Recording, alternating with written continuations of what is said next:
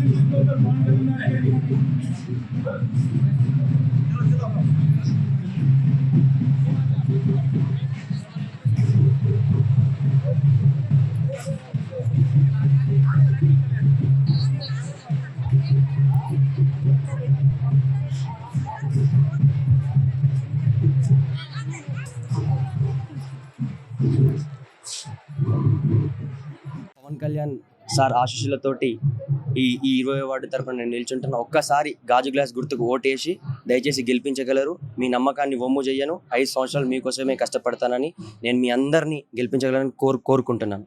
ధన్యవాదాలు. జై జనసేన. భారీ మెజార్టీతో గాజు గ్లాస్ ఓటేసి గెలిపిస్తారని మనస్ఫూర్తిగా కోరుకుంటున్నాను. మీరు ఒక్కసారి గెలిపించండి. ఒకసారి యూత్కు అవకాశం ఇవ్వండి. అభివృద్ధి అంటే వాళ్ళు చూపిస్తారు. అభివృద్ధి అంటేనే పవన్ కళ్యాణ్ గారు. మీరు ఆంధ్రలో చూస్తున్నారు కదా ఎలాంటి అభివృద్ధి జరుగుతుందో చూస్తున్నారు.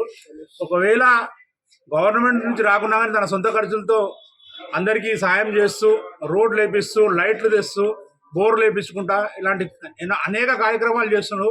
అలాగే మీరు ఇక్కడ మెట్పల్లి కార్పొరేషన్ వాళ్ళు జనసేన పార్టీ వాళ్ళను గెలిపిస్తే మీ అందరికీ అభివృద్ధి ఏంటో చూపిస్తారు మా అందరూ నాయకులు.